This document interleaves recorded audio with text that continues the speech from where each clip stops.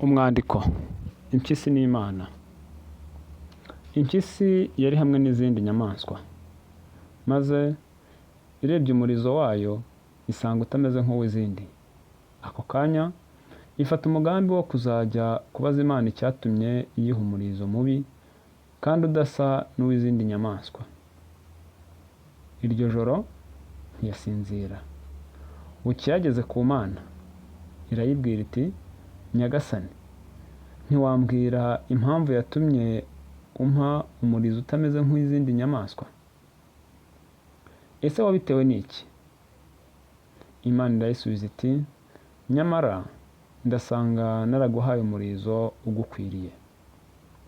Ariko rero ubwo utawishimiye ukaba ushaka urutaho, ndabanza nguhe icyo ukora, maze nugaruka wagishoboye nguhindurire umurizo nguhe uwo wifuza. Impyisi iremera, maze Imana ishaka igisembe cy'intama, iragifata ikizirika ku gahanga k'iyo mpyisi. Iti: ngaho genda, ntukore kuri iki gisembe, uze kukinzanira nimugoroba. Impyisi iragenda, impumuro y'icyo gisembe yitera ipfa. Arenze umusozi wa mbere, amerwe aba arayishe, ariko irihangana irakomeza. Igeze ku musozi wa kabiri, ibitangiye kukirigata. Ku musozi wa gatatu, amerwe aba arayirembeje, itagishoboye kwihangana. Iti: hoshi, izina ry'ubupyisi rirakampama, urubwa ruruta ububwa. Ako kanya cya gisembe ikimira bunguri. Nimugoroba igaruka ku Mana, isoni zayishe, yabuze uko yifata. Imana iyibonye iti: cya gisembe kiri he? Impyisi irasubiza iti: amerwe n'inzara byanyishe, ngiye gupfa ndakirya. Imana iti: nuko rero ubwo wakiriye ntushobore kwihangana ngo ukigarure, wowe n'izindi mpyisi zose muzahorana iteka umurizo nk'uwo. Impyisi itaha ityo, ntiyongera kubaza Imana iby'umurizo, igumana uwo yari isanganywe. Iraguha ntimugura. Wowe ukurikiye Maxwell TV, umaze kumva uyu mwandiko, hano hari ibibazo ushobora kwibaza, ariko mbere y'uko ibibazo mbikubwira, wongere usubize inyuma gakeya, wumve uyu mwandiko, uwusesengure, nawe ugire ibibazo wibaza uti: ese impyisi yagiye ku Mana koko? Niba itaragiye ku Mana, ese impyisi irashushanya iki? Iragaragaza iki? Impyisi ihagarariye iki mu buzima bw'abantu bwa buri munsi? Ese kuki impyisi yifuje ko yahindurirwa umurizo? Kuki impyisi itishimiye umurizo ihawe? Ni iki cyari kibyihishe inyuma mu by'ukuri? Ese impyisi yigeze isaba umurizo mbere y'igihe? Uriya murizo ifite yawubonye ite mbere y'uko ishaka ko bayihindurira umurizo? Yawubonye ite? Yarawuguze? Yarawuhawe? Yawuhawe byagenze bite? Nurangiza kwibaza kuri ibyo bibazo, wongere wibaze ngo ese iki gisembe Imana yishyize ku gahanga, mbere na mbere yari igikuye he? Numara kubona kuki yagishyize ku gahanga itagishyize ku mugongo, cyangwa ngo igishyire ku maguru, ikagishyira mu gahanga hafi y'umunwa w'impyisi? Impamvu yari iyihe? Ese kuki impyisi yo yakiriye? Yari ibabajwe n'igisembe cyangwa yari ibabajwe n'umurizo? Nyuma yo gutekereza kuri ibyo rero, ugende hepfo muri komenti wandikemo ibisubizo byawe, hanyuma munyereke ko turi kumwe, ubutaha nzaze mbagezaho undi mwandiko. Nkwibutsa ko uyu mwandiko hamwe n'indi tuzagenda tubagezaho twawukuye mu gitabo cyo gusoma cy'umwaka wa 3 cyanditswe na Minisiteri y'Uburezi mu Rwanda ahagana mu mwaka wa 2000.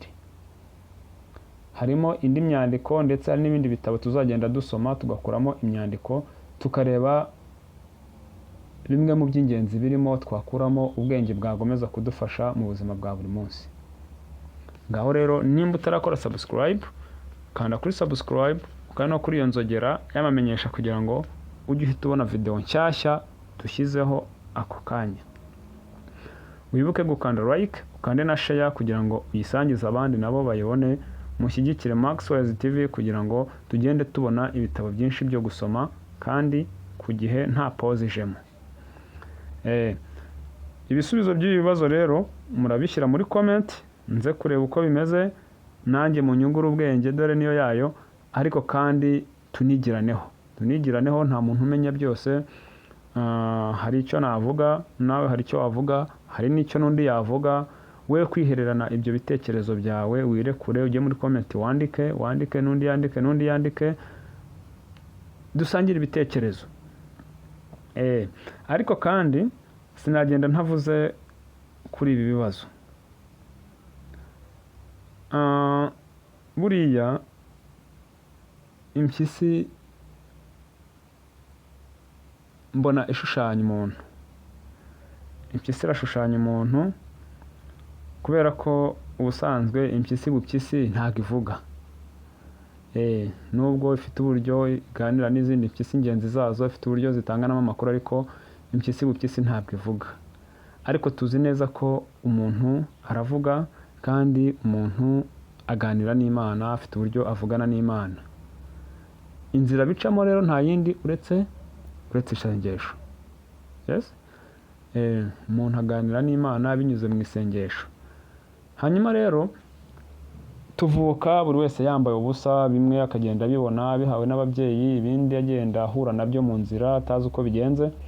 Ariko uko tugenda dukura umuntu agenda yiremamo ikintu cy'ishyari, areba mu kw'abandi, areba iby'abandi, akareba akabona ibyo afite ntabwo bimunyuze, akabona ntabwo ari byiza, akabona mbese afite iby'abandi bamurusha, akumva n'ibyararikiye cyane kuruta uko yanyurwa n'ibye. N'iyi mpyisi rero niko yari imeze. Yarebye imirizo Imana yahaye izindi nyamaswa, irareba ibona impyisi n'ifite umurizo mubi, ariko mu by'ukuri Imana yari yahaye umurizo ukwiriye ugendanye n'uko imeze n'uko yashakaga kurema iyo mpyisi koko. Ariko impyisi yo ntiyanyurwa, ko navuga ntabwo yanyuzwe. Hanyuma rero umutima mubi, umutima wuzuye ishyari uzamuka mu mpyisi, ibona izindi nyamaswa zifite imirizo myiza kuruta uw'impyisi. Fata umwanzuro rero wo kujya gutonganya Imana, kujya kuyibaza impamvu. Nako kandi ntabwo ari akantu keza. Buriya niba umuntu aguhaye wigaye icyo aguhaye. Niba waguze ubwo nyine ubuguze igihwanye n'ubushobozi bwawe, niba utaguze kandi ukaba uhawe impano, wigaye impano, yakira uko uyihawe, yifate uko uyihawe, uyikoresha uko uyihawe, uko imeze bari kuyikoresha.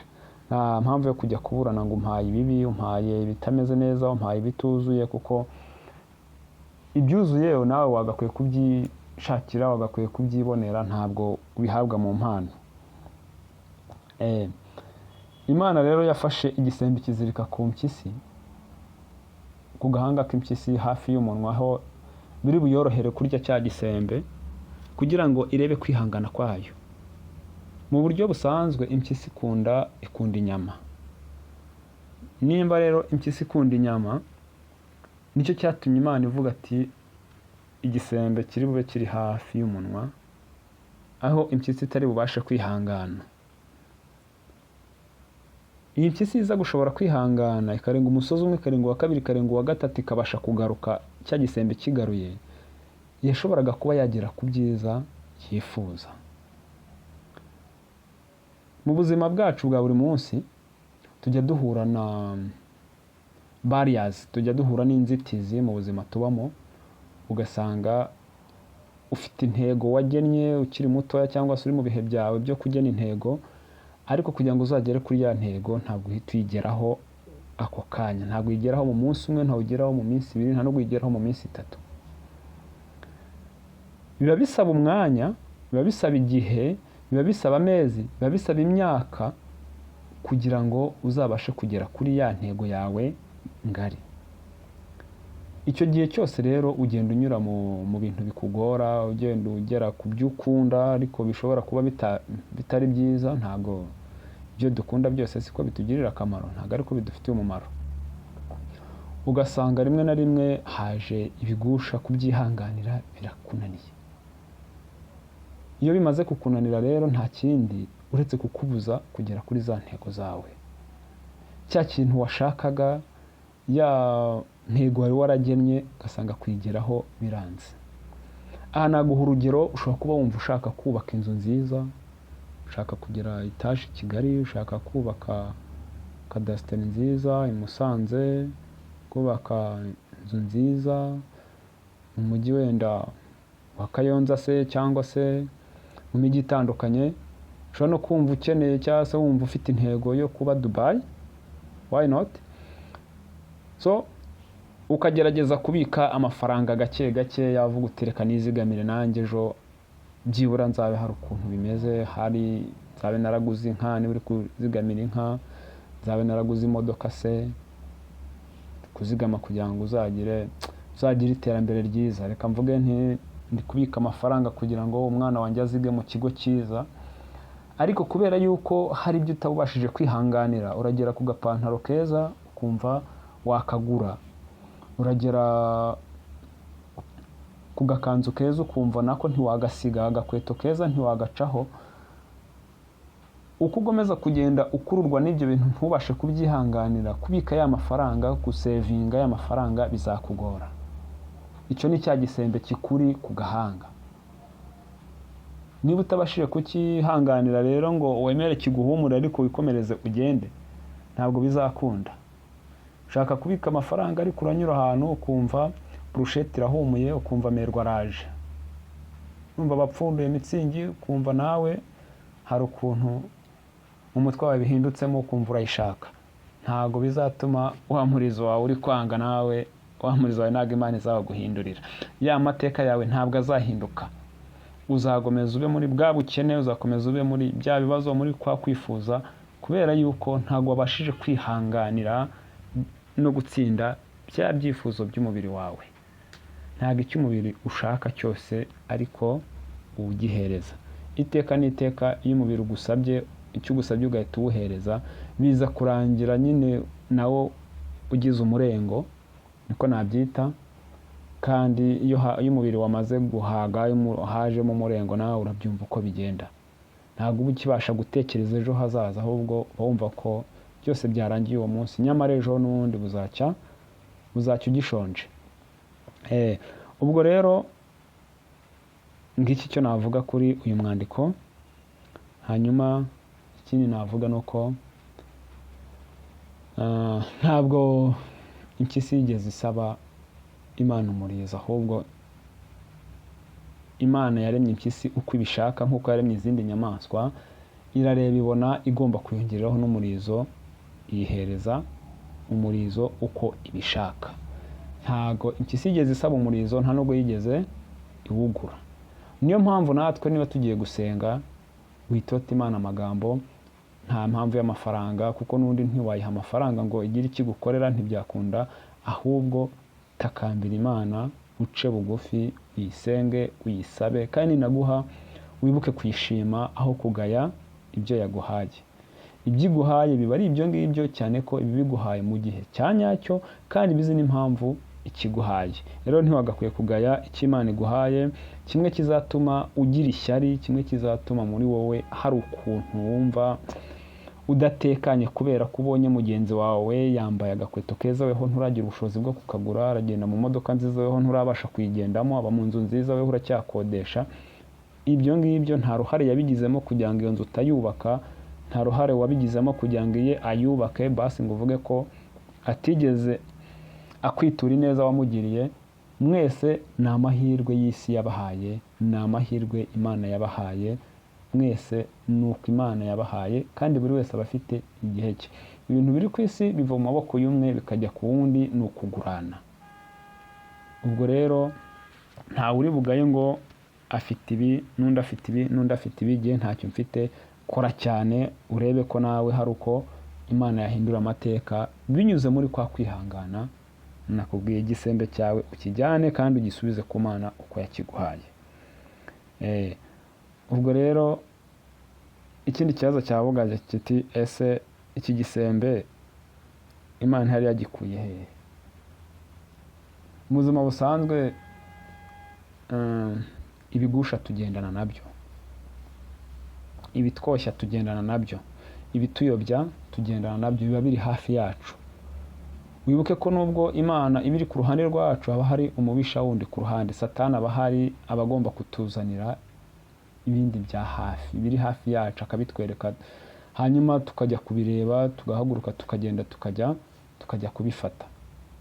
Nabyo kandi ibyo byose bituruka mu kutumvira rya jwi ry'Imana, mu kutumva icyo Imana idushakaho.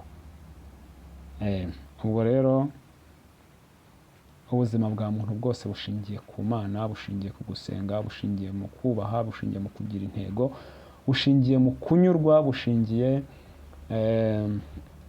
mu kunezezwa n'ibyo ufite kuruta kurarikira iby'abandi. Rimwe na rimwe ushobora kuba udafite n'ubushobozi bwo kuba wabigeraho, uretse kuba waca mu nzira zitari nziza, ndavuga mu nzira mbi, mu nzira z'ibyaha, mu nzira z'amakosa, mu nzira z'amafuti, kugira ngo ujye wabigeraho. Ubwo rero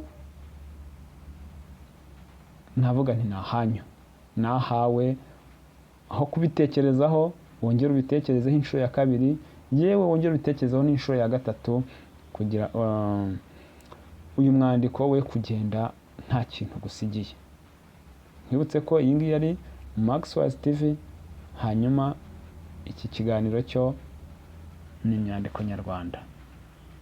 Ntugende udakanze subscribe, ukore share ndetse ukore na like, kugira ngo mu myandiko itaha nayo zaje dukora video uzisanga kuri Maxwell TV, ndetse ziteze kugeraho n'ako kanya nyuma yuko